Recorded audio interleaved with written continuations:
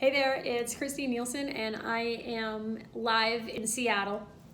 And I just visited Microsoft, and I wanted to share something that for me has been really critical throughout Contrast's business.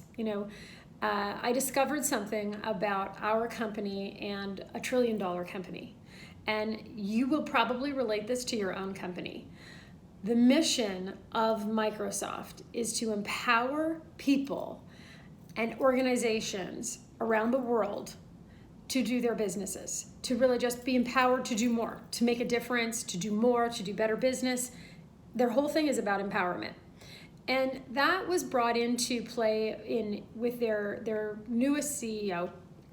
And it was a bit of a changing of the guards, but the CEO previous, Steve Ballmer, set up the new CEO, Satya, in a way that allowed him to step onto the shoulders of the previous CEO and carry the mission forward in a way that actually allows Microsoft to be, as you saw in some of our articles this week, one of the most resilient companies in the world.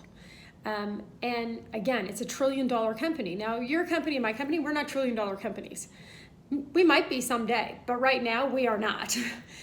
But there's still an alignment with stepping on the shoulders and onto the things that we did before, that keep our mission and our values in front of us.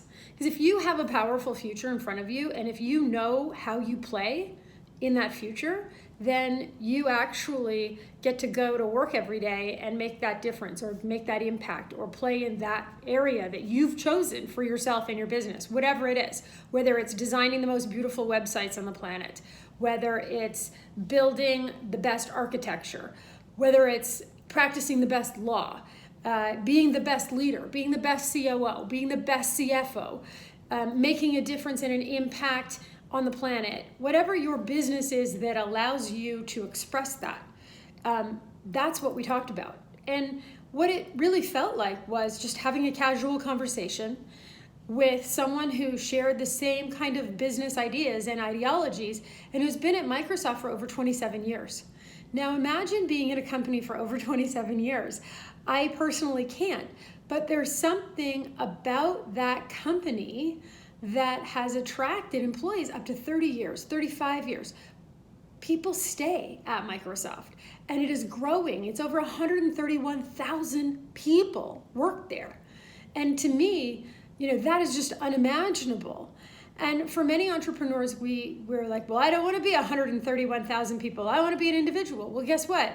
Microsoft has made it so that each one of those people can find their own voice, find their own purpose inside of their mission. They want people to use the Microsoft platform to do better things in the world. And they empower people to do that. That's not lip service. It's part of their culture, which I have talked to you guys a lot about. What is your culture? What is our culture? What are we doing in our companies that really drive the benefit of our business? And I want to say this, I can't say this enough, it's not an in order to. Please don't become a purpose-driven brand in order to grow, scale, do your business. Have it be something that is, your fire, your passion to serve, to build, to create, whatever your thing is, whatever your stamp, whatever your footprint is on the world. Have your mission be aligned with that. And that creates congruency and authenticity in your leadership. That attracts people to want to do business with you. You're not pushing and forcing, you're attracting it. And I think that's really important. And being here in Seattle and being able to go to Microsoft and talk about these things and have lunch was just such an extraordinary thing. And I want to share some of those learnings, and I'll be showing a lot more of those learnings about culture, how to attract people, how to know where to find talent. One of the most interesting things that Chris said yesterday is they don't look for the smartest person. They look for the most coachable. Is the person willing to learn? So when you're looking for people to work with, either partner with or either hire, are they learning? Are they in a learning mindset? Do they have a growth mindset, which you hear me talk about all the time?